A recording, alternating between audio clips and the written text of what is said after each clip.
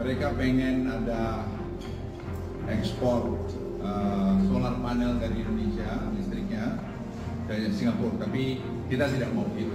Maunya harus end to end. Jadi kita harus bangun solar panelnya sini, industrinya, kemudian baterainya dan seterusnya. Nanti baru kita juga ekspor ke sini. Jadi win-win. Mana saja tidak ada masalah, tapi harus ada industrinya dalam negeri di Indonesia. Nah, ini lagi-lagi menjadi peluang Singapura, kita tahu persis. Buat bikin sambal aja nggak punya, Pak. Buat bikin sambal aja nggak punya, apalagi listrik. Sudah ada 9 perusahaan ngadep ke saya mau mengekspor listrik ke sana. Karena selama ini kita tuh nggak hanya ekspor gas, Pak. Meskipun kita tahu di sana dipakai listrik. Kenapa nggak sekarang listrik yang kita produksi ke sana?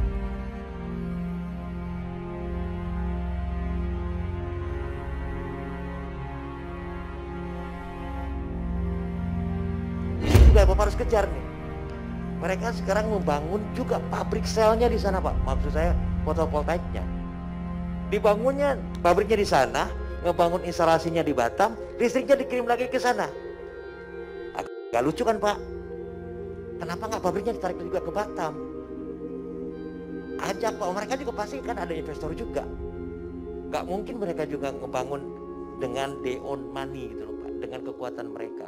Jadi ajak produsen fotovoltaik untuk ngebangunnya tidak di Singapura tetapi di Batam atau somewhere di Sumatera. Proposal yang ditawarkan menurut kami untung bagi dia, nggak untung untuk negara. Dan kami nggak mau didikte. Jadi kita mencari model investasi yang fair.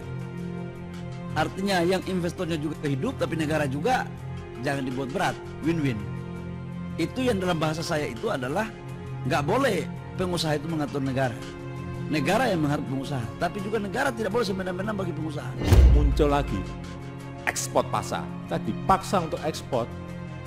Loh, ini barang kita kok. Saya sampaikan kepada Menko Marinvest, kepada Menteri Investasi, tidak usah kemana-mana memarketingi masalah investasi. Mereka yang akan datang ke kita, percaya saya, mereka yang akan datang ke kita untuk mencari, untuk beli. Itulah kenapa saya sampaikan, jangan ada negara yang memaksa kita untuk ekspor. Karena ini barang-barang kita sendiri kok, kekayaan alam kita sendiri, masa nggak boleh kita olah di negara kita. Sehingga saya sampaikan, kita ini terbuka.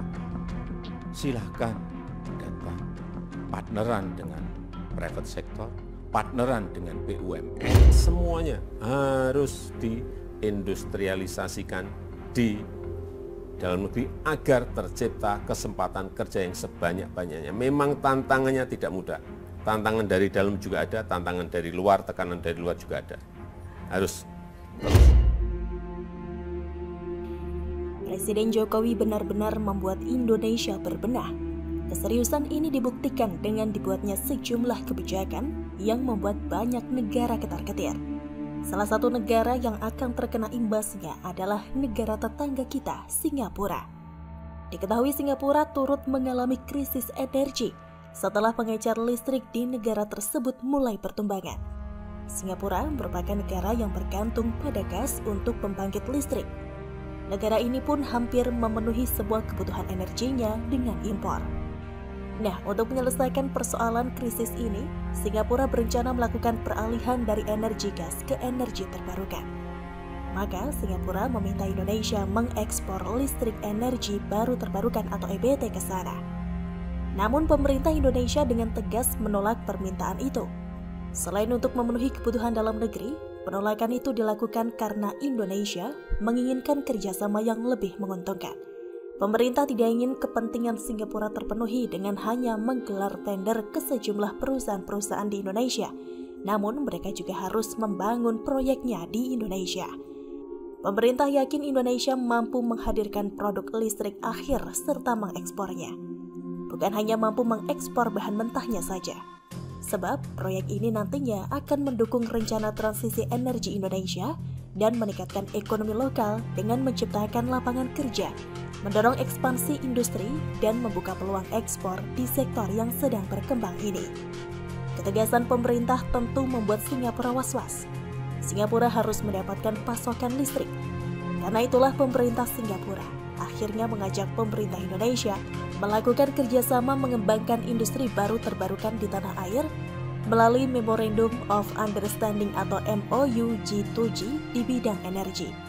Dilanjutkan dengan penandatanganan perjanjian ekspansi rantai pasokan energi terbarukan di Indonesia oleh Vena Energy, perusahaan energi terbarukan berbasis di Singapura, di mana listriknya akan diekspor ke Singapura. Perjanjian ini bertujuan menjajaki potensi pembentukan lini produksi lokal untuk komponen panel solar PV dan sistem penyimpanan energi bersama perusahaan-perusahaan Cina, Santech, Povin, dan REPT Petro. Hal ini juga untuk mendukung proyek hibrida Vena Energy di Pulau Batam yang sedang dikembangkan. Proyek ini memiliki kapasitas lebih dari 2 gigawatt atau GW tenaga surya dan sistem penyimpanan energi baterai yang berpotensi menampung lebih dari 8 GWh energi bersih, menjadikannya proyek EBT terbesar di Asia Tenggara. Konstruksi proyek ini baru akan dimulai pada tahun 2026. Indonesia sebagai negara yang kaya akan sumber energi baru terbarukan dan jumlah sumber daya manusia yang juga sepadan, Indonesia ingin proyek ini dilakukan di Indonesia.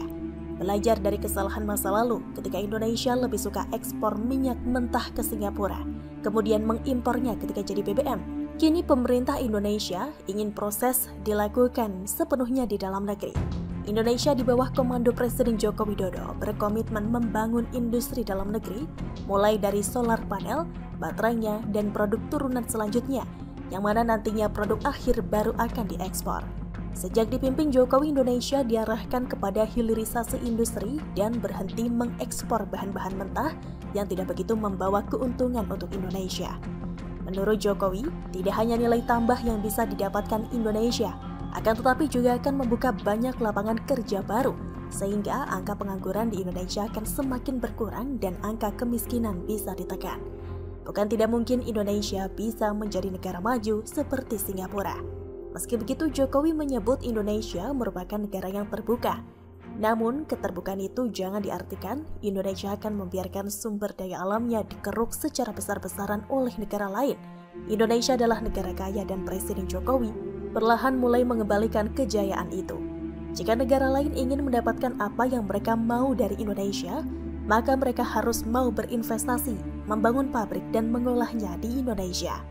Indonesia tidak ingin terus-terusan terjebak dalam kubangan negara berkembang. Indonesia tidak ingin terus-terusan menjadi sapi perah bagi negara lain. Dan bangsa Indonesia tidak ingin terus-terusan menjadi bangsa yang tertinggal dan ditindas oleh negara lain.